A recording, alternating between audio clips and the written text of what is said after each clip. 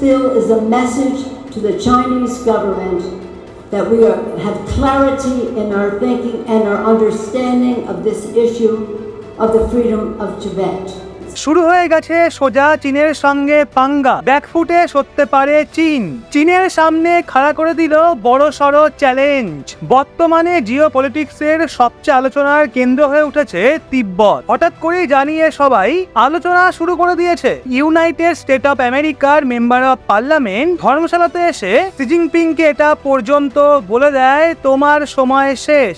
তিব্বতের কারেন্সি নিয়ে কথা বলে। গোটা দুনিয়া তো ভেবেই অবাক। আজ থেকে কয়েক মাস আগে তো কেউ কল্পনাও করতে পারেনি যেগুলো দেখতে হবে। আমেরিকার কাছে এতটাই সফট পাওয়ার রয়েছে যে কয়েকদিনের মধ্যেই তিব্বতের বিষয়টাকে গ্লোবালি মেন ডিবেটের বিষয়বস্তু করে তুলে দিয়েছে। এই নিয়ে চীনের সরকার তো মারাত্মক চাপে পড়েছে। বারবার চায়না এটা বলছে তারাই জবাব দেবে আমেরিকাকে। যেভাবে আমেরিকা তিব্বতের কথা বলছে ওপেনলি, তিব্বতের ফ্ল্যাগ, তিব্বতের ম্যাপকে সামনে রেখে যেভাবে আমেরিকার বড় পলিটিশিয়ান স্পিচ দিচ্ছে, এর পাল্টা জবাব চীন আমেরিকাকে অবশ্যই দেবে।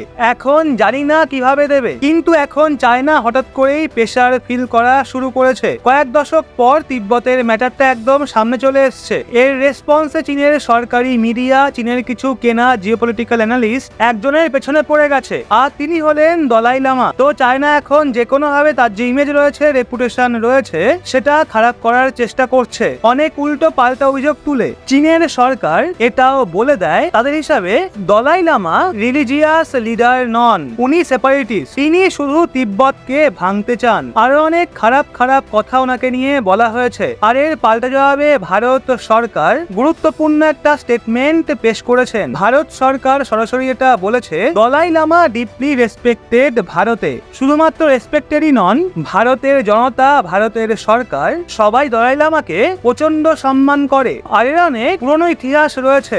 যখন 1950-এ চীনের মিলিটারি তিব্বত আক্রমণ করেছিল, তখন ওই সময় দলাই লামা নিজের অনুসরণকারীদের সাথে 1959 সালে বর্ডার ক্রস করে ভারতে চলে এসেছিলেন। অনেকটাই দীর্ঘ যাত্রা ছিল, বেশ কিছুদিন সময় লেগেছিল। জওহরলাল নেহেরু ওনাকে রিসিভ করেছিলেন এবং তারপর ধর্মশালাতে তিব্বতের গভর্নমেন্ট ইন এক্সাইল বসানো হয়েছিল। অনেকটাই লম্বা একটা ইতিহাস। জেনারেশন বাই জেনারেশন দলাই লামাকে সম্মান করে আসছে। ভারতে কোনো সুপরিচিত ব্যক্তি এলে তিনিও ধর্মশালা ভিজিট করেন দলাই লামার সঙ্গে সাক্ষাৎ করার জন্য। তো দলাই লামাকে নিয়ে ইন্ডিয়া পূর্ণ সমর্থন দিয়েছে, দলাই লামার সঙ্গে দাঁড়িয়ে থাকার কথা বলেছে। কিন্তু সাথে সাথে এটাও বলেছে, ইউএস এর যে মেম্বার অফ পার্লামেন্ট ভারতে আসে এবং ভারতে এসে দলাই লামার সঙ্গে সাক্ষাৎ করে, এটা সম্পূর্ণই তাদের ব্যাপার, এর সাথে ভারতের কোনো কানেকশন নেই। যেই স্টেটমেন্ট দিয়েছিল ন্যান্সি পেলোসি শি জিনপিংকে নিয়ে, চীনের সরকারকে নিয়ে, তো সেই সবকিছু থেকে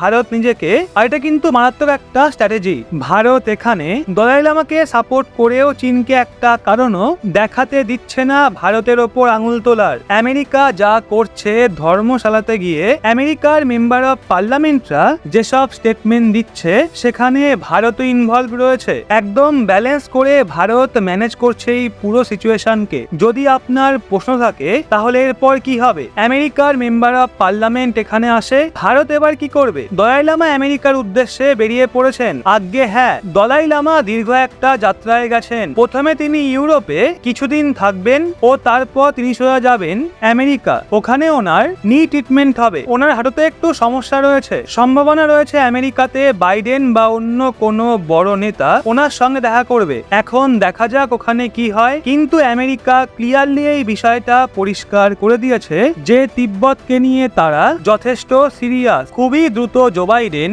একটা বিলও সাইন করে দেবে, যার জন্য America openly UN, various and international ফোরামে, হয়তো কোয়াডেও তিব্বতের বিষয়টা তুলতে পারবে। এইবার আবার কোয়াডের সামিট হবে ভারতে। ওই কোয়াড সামিটে হতে পারে ইউএস তিব্বতের বিষয়টা তুললো, তো সেখানে ইন্ডিয়া কি বলে সেইটাই দেখার। একবার ইন্ডিয়া সাপোর্ট করে দিক আমেরিকার স্টেটমেন্টকে, সেক্ষেত্রে আগামী সময়ে তিব্বতের বিষয়টা এত বেশি চর্চায় থাকবে যে চীন মারাত্মক টেনশনে পড়ে যাবে। আর এমনটা নয় যে শুধুমাত্র নেতারাই তিব্বতের বিষয়টা তুলবে। আমেরিকা আমেরিকার কাছে হলিউড রয়েছে, তাদের অনেক রাইটার রয়েছে, তাদের ইনফ্লুয়েন্সার্স রয়েছে, তাই এটা কোনো অস্বাভাবিক ব্যাপার হবে না যে আমেরিকা ছোট বড় ইনফ্লুয়েন্সাররা র্যান্ডামলি তিব্বতের বিষয়ে কথা বলা শুরু করে দিল। অস্বাভাবিক কিছু হবে না যদি হঠাৎ করে আমেরিকার মুভিতে তিব্বতকে তুলে ধরা শুরু হয়ে যায়। হঠাৎ করে যদি কোনো চরিত্র বলে যে আমি তিব্বত থেকে আসছি, তো এই অপশনগুলো রয়েছে আমেরিকার কাছে। একটা সিনেমাও আসছে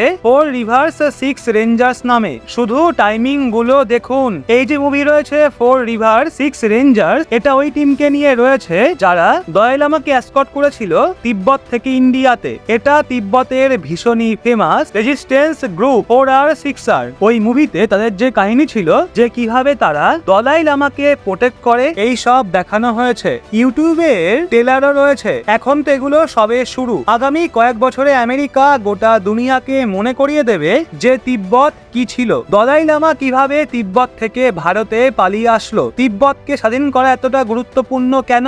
আমেরিকা দেখাবে তাদের সফট পাওয়ার আসলে কতটাই শক্তিশালী। তো ভবিষ্যতে এরকম অনেক কিছু হতে চলেছে, বোঝাই যাচ্ছে। তো আমাদের নজর এখন এদিকে থাকবে, নতুন কোনো তথ্য পেলেই আপনাদের জানিয়ে দেব। তো আমাদের আজকের ভিডিও আপনার ভালো লাগলে অবশ্যই একটা লাইক, এবং যদি আপনিও চান তিব্বত স্বাধীন হোক তাহলে কমেন্টে অবশ্যই লিখুন ফ্রি তিব্বত ফ্রম চায়না।